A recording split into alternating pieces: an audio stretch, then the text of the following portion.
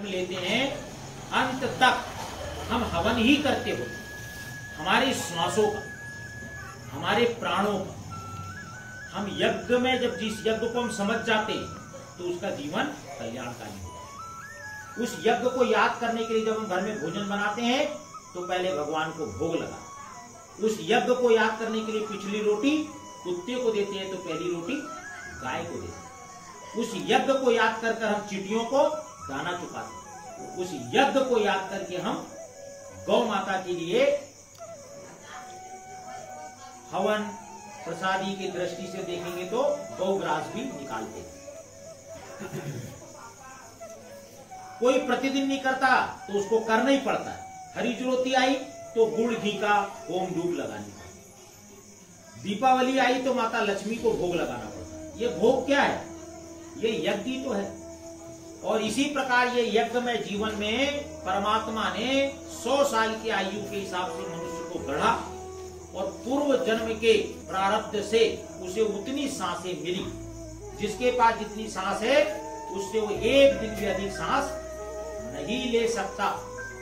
कि ले सकता है? ये परमात्मा के द्वारा प्रदत्त है। हमारे प्रारब्ध के अनुसार हमारी सांस, इसलिए ऋषि मुनि अपने प्राण को प्राणायाम करके सांसों को रोकते और अपनी उम्र को बढ़ा लेते। क्यों उम्र बढ़ाते हैं? भजन करने के लिए। क्यों? क्योंकि अभी कह रहे हैं बुलवा आएगा तो पालती मारकर बैठो। बोले हम क्यों बैठेंगे? एक ना एक दिन परमात्मा अपने को बिठा देगा। फिर हमसे खेत जाना नहीं बनेगा, बैतुल जाना नहीं बनेगा। हम अपनी मर्जी से नहीं बैठे होंगे, हम मजबूरी में बैठे रहेंगे, तब फिर हमको वो बैठना अच्छा नहीं लगेगा। इसलिए शुरू से ही हमको बैठने की आदत होनी चाहिए। भगवान के कार्य के लिए फुर्सत के क्षण हमको निकालना चाहिए अपने लिए, अपनी अंतर की यात्रा करने के लिए। चलिए, यज्ञ नारायण आपने अनेकों किए। 9 दिन का यज्ञ होता है, 11 दिन का रुद्र यज्ञ होता है और विष्णु यज्ञ होता है और अनेक यज्ञ होते हैं। इसी प्रकार से रामचरितमानस का नवापरायण यज्ञ भी होता है और मासिक महाभर का भी परायण से यज्ञ होता है। रामचरितमानस यदि आप करेंगे सावन में तो 1 मास परायण पूरा करेंगे और फिर दूसरा करेंगे, फिर तीसरा करेंगे तो महीने भर में रामायण पूरी हो जाएगी। ऐसे रामचरितमानस की चौपाइयों से, क्योंकि रामचरितमानस की चौपाइयां अपने आप में पूरा मंत्र है, लेकिन सभी देवी देवताओं का पीठ लगाकर उनका आह्वान करके विद्वत आचार्यों के द्वारा 5 कुंडीय महायज्ञ रामचरितमानस महायज्ञ पूज्य निकुदाजी महाराज जो हमारे ब्रह्मलीन हुए, ऐसे कभी कभी करोड़ों में कोई एक महात्मा, कभी कभी कोई जन्मता है। कब? कोई धुनी वाला दादा, कोई गजानंद महाराज जो ब्रह्मरंध्र से अपने प्राणों को त्यागते, जो साक्षात शिव तत्व इस नर से नारायण की यात्रा पूरी कर लेते। वो लोक कल्याण के लिए हिमालय से उतरकर या जंगलों से गुफाओं से निकलकर लोक कल्याण के लिए फिर जगह जगह आश्रमों की स्थापना करके भंडारे, प्रसादी, यज्ञ, रामायण, भागवत की परंपरा एक बार फिर से, क्योंकि हम कितना भी चिल्लाते रहे लेकिन हमारे जीवन में तप नहीं होने के कारण से लोग हमारी बातों को नहीं मानते। लेकिन एक संत, एक बोरी वाले बाबा कभी 11 साल पहले आए थे तो अनेकों आज वहां भागवती हो गई, अनेकों वहां पर आज ये दूसरी बार यज्ञ हो रहा है और हम हर 3 साल के बाद एक यज्ञ अधिक मास में करते रहेंगे। वो यज्ञ होगा रामचरितमानस महायज्ञ। ऐसे यज्ञ में हम थोड़ा थोड़ा गिरिधि जैसा सहयोग करेंगे तो एक बड़ा काम होगा। हम सत्यनारायण की कथा करते हैं तो छोटा रूप होता है, वो भी यज्ञ होता है। लेकिन अब जब सब लोग मिलकर के लोक संग्रह, भगवान ने गीता में अर्जुन को जब विराट स्वरूप दिखाया तो यज्ञ ही तो विराट रूप। तो इस यज्ञ में हम कल कलश यात्रा उसकी संपन्न, कल नहीं परसों राम मंदिर रानीपुर से कलश यात्रा निकलेगी। इस राम मंदिर से निकलने वाली कलश यात्रा को भव्य बनाने के लिए हमारे गांव से कम 2 ट्राली और कम करो तो 1 ट्राली में माताएं, बहनें, बच्चे, पुरुष उसकी व्यवस्था बनानी चाहिए। बाबा जी का एक बड़ा फ्लैक्स हमने हीरावाड़ी के नाम से बनाया, वो अभी सुबह पहुंचा देंगे बड़े 5 झंडों के साथ। उस कलश यात्रा को भव्य क्यों बनाना? क्योंकि वो क्षेत्रीय पूरा का पूरा जो स्थान है अपना बोरी वाले बाबा की जो तपा स्थली है, वो स्थान हमारे आसपास के सभी गांव ने उसका धीरे धीरे पोषण किया है। किसी अकेले व्यक्ति के पास में दम भी नहीं थी, वैसे किया तो गुरु महाराज जी की तप के कारण से सब कुछ। लेकिन आप सबका भी उसमें अप्रत्यक्ष रूप से योगदान लगा है। आप याद करोगे तो इन 11 सालों में मैं कई बार आया हूँ और कई बार आप लोगों ने उसमें सने सने धीरे धीरे किसका क्या सहयोग मिला ये तो हमें भी उतना ज्ञान नहीं है, लेकिन फिर भी सहयोग सबका मिला, शुभकामनाएं मिली है। और आज बाबा जी की दया से वो स्थान ऐसा श्रृंगार हो गया धरती माता का, 1000 पेड़ पल गए, वहाँ पानी की व्यवस्था हो गई, बिजली की व्यवस्था आए गए, साधु संतों के लिए कुटिया हो गई। आप कोई कार्यक्रम वहाँ करना चाहते हो तो वहाँ गंजे है, बर्तन है, वहाँ कोई ताला नहीं है, वहाँ कोई किसी के पास कुछ नहीं है, वहाँ अच्छे काम करने के लिए वो स्थान सबका, तो सबका स्थान हमारे लिए गौरव का स्थान है। तो ये 18 तारीख को हमारी कलश यात्रा संपन्न होगी, यानी गणेश पूजन और देव प्रतिष्ठान हो जाएगा। 19 से काम चालू हो जाएगा। 18 तारीख को जब कलश यात्रा निकलेगी तो इसमें हमारे 2 कैबिनेट मंत्री, संस्कृत विभाग के भरत जी बैरागी और माननीय गौ संवर्धन बोर्ड के अध्यक्ष अखिलेश्वरानंद स्वामी, ये दोनों हमारी कलश यात्रा में रहने वाले हैं। इसी दृष्टि से भी हमारे गांव और आसपास का ये जिम्मेदारी है कि कम से कम उस कलश यात्रा को हम भव्य बनाएं। दोनों को हमने क्यों बुलाया है? अपनी गौशाला वहां संचालित करने का मन है, लेकिन अभी तक उसका रजिस्ट्रेशन नहीं होने के कारण हम अधिक गाय भी नहीं रख पाते और हमको कोई शासकीय वहां से अनुदान भी प्राप्त नहीं होता। हो सकता है हमारे क्षेत्र में एक अच्छी गौशाला हो जाए तो गौ संवर्धन बोर्ड के अध्यक्ष को बुला रहे, संस्कृत बोर्ड के मंत्री को क्यों बुला रहे हैं कलश यात्रा में? क्योंकि हमारे पास हम देखते हैं गणेश जी आपको बिठाना है, 2-3 ब्राह्मण है, कभी हमको अपनी नेतागिरी से फुर्सत नहीं है, कभी उनको फुर्सत नहीं है, तो हवन करना, ग्यारी करना तो बड़ी आफतें होती है, ब्राह्मण उपलब्ध नहीं हो पाते। हमको बड़ी दया आती है, कई बार बोले पंडित जी चलना है, हम कितना बने, कभी बैतूल है तो कभी इधर है, कई काम रहते। तो हमने ये विचार किया कि क्यों ना एक संस्कृत विद्यालय प्रारंभ किया और उसमें ब्राह्मण बच्चे जो आसपास के पढ़ेंगे, 20 बच्चों से प्रारंभ करेंगे। तो ब्राह्मण बच्चे वहां रहेंगे, वेद पढ़ेंगे, पढ़ के अपना चले भी जाएंगे पढ़ करके, लेकिन जब तक वो रहेंगे तो आपको कभी कोई छोटी ग्यारी करना है तो हमने बता दिया कि पंडित जी एक बालक भेजो, फटाक से वो सीखा हुआ बालक रहेगा। आपने जो दान दक्षिणा दी, सीधा आटा वो लेके आश्रम में बनते भी जाएगा, उसकी शिक्षा भी हो जाएगी, सब मिलकर एक आचार्य रख देंगे। तो हमने कहा संस्कृत बोर्ड के अध्यक्ष को बुलाओ और उसको स्थान दिखाते, यदि वो तैयार हो जाते हैं तो अपने को भी अनुमति मिल जाएगी। तो 20 बच्चे ब्राह्मण के हो जाएंगे। अब कभी किसी को 20 ब्राह्मणों की जरूरत है, भोजन करवाना है और करवाना है, अपने धर्म शास्त्रों में ब्राह्मणों का सम्मान आदर पूजन करने से हमारा यश कीर्ति भी होती है और विप्र का पूजन का शास्त्रों में वर्णन भी हुआ। तो जो विप्र पूर्णकालिक रहकर पढ़ रहे विद्यार्थी हनुमान जी की साधना करेंगे तो वास्तव में उन विप्र बटुकों का आपका पूजन का ज्यादा फल भी मिलता है, क्योंकि भाई उनके जीवन में चरित्र भी होता है आदर्श। तो इस प्रकार के ये दोनों मंत्रियों को अपन बुला रहे। तो ये 18 तारीख को, और यदि हमारी 18 तारीख को कलश यात्रा भव्य हो गई तो बाकी के समय में पूरे यज्ञ परिसर में मेला लगा रहेगा। और अगर यज्ञ हमारी कलश यात्रा ही धीमी धीमी निकली, 2 बाजे से निकल गई, 2 कलश लेके निकल गई, तो वो कलश पूरी महीने भर जो हमारा यज्ञ है वो वैसा ही चलेगा।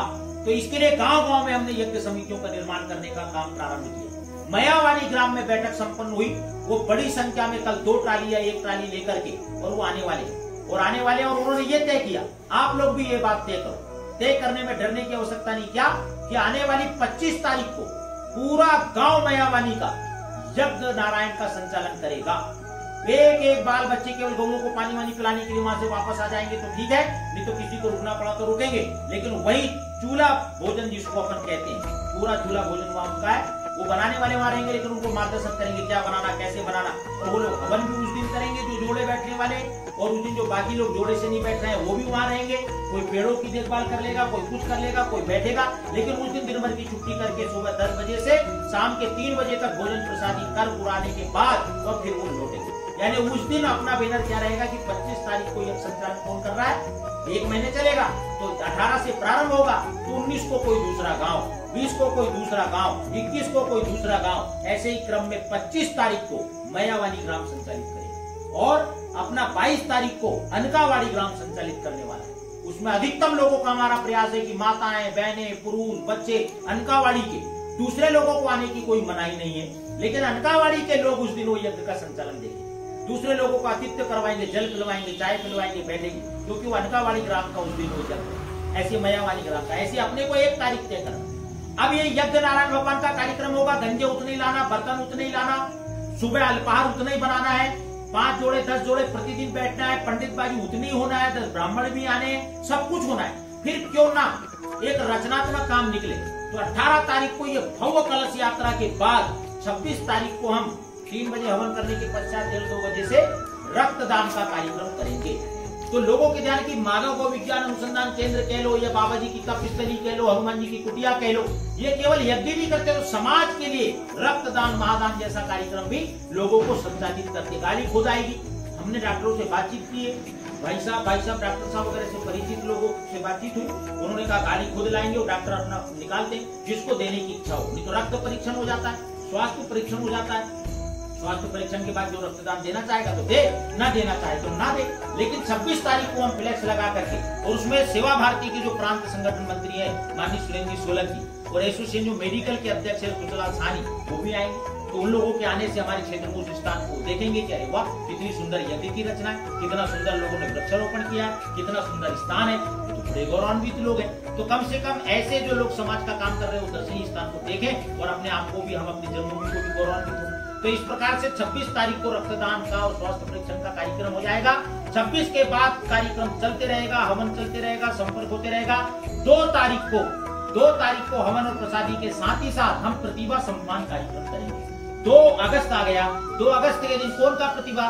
जो भैया बहन 10वीं और 12वीं में 75% से अधिक अंक लेकर पास हुए उन भैया बहनों को हम बुला रहे हैं, उनको फोन कर रहे हैं, उनके माता पिता को उनकी सूची निकाल रहे हैं। और आपको भी गांव में से सूची निकालो, उनके प्रतिभाओं को हम सम्मानित करेंगे, हम भोजन कराएंगे, उनके माता पिता को भी तिलक लगाकर और वो भैया बहनों को भी तिलक लगाकर एक मेडल या कोई न कोई पुरस्कार हम देंगे। उससे उसका मनोबल बढ़ेगा और हमारे क्षेत्र में कितनी प्रतिभाएं हमारे ध्यान में आ जाएंगी, कौन कहाँ पढ़ रहा है, कैसे कर रहा है, हम एक दूसरे का साथ दे देंगे। कभी कोई पढ़ने लिखने वाला ज्यादा है और उसके उतना आर्थिक व्यवस्था नहीं हो पा रही, कोई डॉक्टरी करना चाहता और करना चाहता, कोई बिटिया की शादी है फलाना, तो उस प्रकार का पूरा एक सूची हमारे पास में हम प्रतिभाओं की आ जाएगी। तो ऐसे उस दिन हम प्रतिभा सम्मान का कार्यक्रम करेंगे 2 अगस्त को। 18 तारीख को भव्य कलश यात्रा के साथ कार्यक्रम गति में आया। 26 तारीख को रक्तदान और स्वास्थ्य परीक्षण हुआ। 2 तारीख को हमने प्रतिभा सम्मान किया। फिर हमारी 11 तारीख को, इस बार 11 आ रही, 11 अगस्त को ही 11 आ जाने के कारण से खाटू श्याम का रात में जागरण करेंगे। जो युवा जागरण में रुचि लेने लगे और जागरण करके भक्ति का उनमें धारा प्रभावित होती है, ऐसे खाटू श्याम का जागरण से और उनको प्रेरणा मिलेगी। तो 11 तारीख को हम रात्रि जागरण करेंगे खाटू श्याम भगवान का, क्योंकि उस दिन 11 भी है। 11 के बाद अगली तारीख हमारी 14 अगस्त आ जाती है। दुर्भाग्य से ये इतिहास कलंक के लिए लिखा गया। हमारी भारत भूमि का विभाजन हो गया 14 तारीख को। 20 लाख लोगों को कत्लेआम कर दिया गया। जो लोग धन संपत्ति और जमीन जायदाद के लिए जिंदा जीते थे उन लोगों को मार करके कत्लेआम किया गया और वहां से भगाया गया। 20 लाख लोग मारे गए थे। और मेरी हिंगलाज माता का मंदिर आज भी उस भूभाग में गया जहां पर लोग आरती करने नहीं जाते। आज हमारा समाज, हिंदू समाज संगठित होगा तो फिर आगे आने वाले समय की चुनौतियों का हम सामना कर सकेंगे। आगे आने वाला समय बहुत विकराल और बहुत विकट होने वाला है, लेकिन उसमें विजयी हम होंगे। बाकी हम उसके लिए अभी तैयार नहीं उस युद्ध के लिए, इसलिए पहली करारी चोट हमको लगने वाली है। आप उसके खतरों को अभी भांप नहीं पाते, वैसे महापुरुषों ने घोषणा की है और इसलिए जीतेंगे हम, क्योंकि हम सत्य सनातन है। हमको तो कभी किसी ने पराजित किया ही नहीं राम जी। और हमारा आकाश में कैलेंडर है, पूनो अमावस्या 11 आकाश में कैलेंडर, हमारे आकाश को कौन हम मिटा सकता है। इसलिए घबराने की जरूरत नहीं है, लेकिन हमको अभी संगठित होने की तो आवश्यकता है। और इसलिए 14 तारीख के दिन उस विभीषिका को याद करेंगे और संकल्प लेंगे कि उस रावी की नदी के तट का जल अब हम पुनः प्राप्त करेंगे, हिंगलाज माता के मंदिर को पुनः प्राप्त करेंगे। वो गुरु ननकाना साहब जो कभी गुरुओं की, सिद्धों की, तपस्वियों की भूमि हुआ करती थी, वो फिर हमारे आने वाली पीढ़ियों के हाथों में होगी। ऐसा संकल्प लेकर और धरती माता का श्रृंगार करेंगे। गत वर्ष भी हमने 1000 पेड़ लगाए थे, इस बार फिर हम पेड़ लगाएंगे और वहां पर हरियाली से धरती माता का श्रृंगार करेंगे। 14 तारीख को पेड़ लगाएंगे। उस अखंड भारत संकल्प के दिवस को मनाकर भोजन प्रसादी करके लोग अपने अपने घर को फिर वापस जाएंगे। फिर सुबह से यज्ञ की रचना होगी। 15 तारीख आ गई अगस्त की और 15 तारीख की रात को गायत्री परिवार पूरे विश्व का विख्यात परिवार है, लोगों का निर्माण किया है, हमारी अपनी संस्कृति को उसने बचाया है और जिस भी पद्धति से किया हो सब कुछ किया। वैचारिक रूप से कोई भी साधु संत महात्मा कहाँ भी काम करता हो, कभी किसी का विरोध करने की जरूरत नहीं। वो सब कर तो समाज के लिए ही रहे, अपने अपने अंगों से, अपने से विचारों से, मठ मंदिरों से उनकी व्यवस्थाएं होंगी। क्या करना है हमें? क्या हमें तो केवल जो हो सकता है राम का नाम लेना। सभी अपने अपने तरीके से ठीक ही कर रहे हैं, मैं ही श्रेष्ठ हूं ऐसा नहीं। तो दीप यज्ञ गायत्री परिवार के द्वारा रात को 15 तारीख को हम करेंगे और सुंदरकांड का पाठ क्षेत्रीय समितियों के द्वारा दीप यज्ञ के बाद होगा। और फिर आ गई 16 तारीख। 16 तारीख को यज्ञ नारायण की पूर्णाहुति और विशाल भंडारे के साथ यज्ञ नारायण का समापन। ये पूरे कार्यक्रम में हमने क्या क्या भूमिका निभानी है। मैं अपने जोड़े के साथ एक दिन जोड़े में बैठूंगा, हम हीरावाड़ी ग्राम की फलानी तारीख तय करते हैं। संकोच नहीं करना, शुरुआत अपने से करना। मैं जोड़े से बैठूंगा, इतने लोग बैठे, 5 लोग, तारीख तय कर दो। सबसे हम पूछेंगे, वो ना नो मन तेल होगा ना राधा। निर्णय करो, और निर्णय लेने की आवश्यकता है। निर्णय नहीं लेने से आने वाली युवा पीढ़ी को, हम समाज को कोई दिशा भी नहीं दे सकते। राम जी, उनने नहीं किया, मैंने नहीं किया, ये ढुलमुल नीति से, जैसे हम घर की बिटिया की शादी करते हो, जिम्मेदारी खुद अपने हाथ में लेते हैं, ऐसे यज्ञ नारायण के काम को, कथा के काम को, समाज के कोई भी काम को पूरी जिम्मेदारी के साथ जब तक हम नहीं लेंगे अपना घरू काम मान करके, तब तक ऐसे ही काम को लोग टोपी इसके उसके पहना करके काम को टालते नहीं। हमारे युवाओं में बड़ा उत्साह है, बड़ा उमंग है। अभी रामनवमी के पर्व पर आपके गांव के युवाओं ने इतना भव्य जुलूस निकाला, लोगों ने उससे प्रेरणा ली। लेकिन हम अपने जो बड़े बुजुर्ग हैं, कहीं उन युवाओं की पीठ पर हाथ थपथपाने से रुक तो नहीं रहे, कहीं उनको जामवंत जैसा जागृत करने से रुक तो नहीं रहे।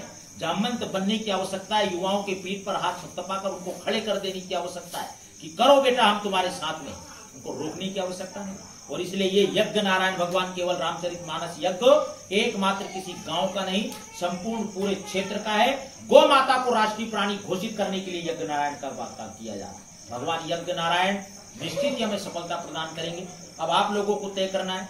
18 तारीख को मेरा निवेदन है कि जैसे झांकी निकालकर आप लोगों ने ले गए, तो झांकी के रूप में अधिकतम लोग आए, और 1 तारीख आप तय करें पहले कि इस तारीख को हीरावाड़ी ग्राम यज्ञ नारायण की भूमि पर पूरी तरीके से डटेगा। वो तारीख अगले गांव को हम नहीं देंगे, तो गांव हीरावाड़ी गांव के दिन उस दिन रहेगा। और 16 तारीख को तो भंडारे में रहना ही है, 2 तारीख को तो रहना ही है, फिर रक्तदान वो प्रतिभा सम्मान होगा। हमारे गांव में कौन कौन क्या हुआ उसकी अलग सूचियां बनेगी। लेकिन उस दिन नियम नहीं रहेगा कि 2 तारीख को केवल प्रतिभा सम्मान के लोग आए तो भी चलेगा, 26 तारीख को रक्तदान के लोग आए तो भी चलेगा, और आखिरी दिन भंडारा प्रसादी में तो सबको आना ही आना है। लेकिन एक दिन महीने भर में हमारा दिन होगा जिस दिन जोड़े से लोग बैठेंगे। जोड़े की नियत तिथि, वहां पूजा पाठ की सब सामग्री रहेगी, हवन इत्यादि। 1 महीने भंडारा प्रसादी 200-300 लोगों का चलेगा। तो यजमानों से हमने व्यवस्था बनाई है और खुला चंदा भी किया है, 2100 रुपए की अपेक्षा। लेकिन क्या आपने 2100 रुपए नहीं दिए तो आप हवन में नहीं बैठ सकते? नहीं, आपने 2100 रुपए नहीं दिए हैं और 500 दिए, 21 दिए, 11 रुपए दिए, तो भी आप हवन में बैठने के अधिकृत हो। आपको लोग ये नहीं बोलेंगे कि आपने पैसा नहीं दिया तो आप हवन में नहीं बैठ सकते। लेकिन उसकी एक कोई तिथि तारीख होगी, नहीं तो फिर गड़बड़ हो जाएगी। वो भी आ गए, वो भी आ गए, तो फिर वहां यज्ञ में कैसे बैठा पाए? तो जैसे 1 तारीख हो हीरावाड़ी की, किस दिन बैठे, तो 2100 रुपए की एक मर्यादा ये रख दी है कि हवन सामग्री है, ब्राह्मण दान दक्षिणा है, भंडारा चलेगा और करेंगे, तो उससे व्यवस्था अपनी बन जाएगी। ऐसे करके अपन ने रखा है। लेकिन कहने का मतलब यह है कि कोई व्यक्ति 2100 रुपए के कारण से वंचित न रह जाए। वो 500 रुपए दे करके भी और शारीरिक सेवा भी कर सकता है, रह सकता है, नहीं भी करे तो यज्ञ में भी वो बैठ सकता है। उसके लिए कोई मनाही की बात नहीं। हमने अपेक्षा की है, होना चाहिए। और इसके लिए हमको एक दिन यहाँ धन संग्रह भी करना है। लेकिन कल परसों ही अब हमारी कलश यात्रा है, तो कल तो हम सुबह धन संग्रह नहीं करेंगे। तो 2 बातें आज हम तय करने के लिए बैठे हैं। एक तो किस तारीख को हीरावाड़ी का यज्ञ नारायण का दिन होगा, पहले खुद ने हमने तय करना। मेरा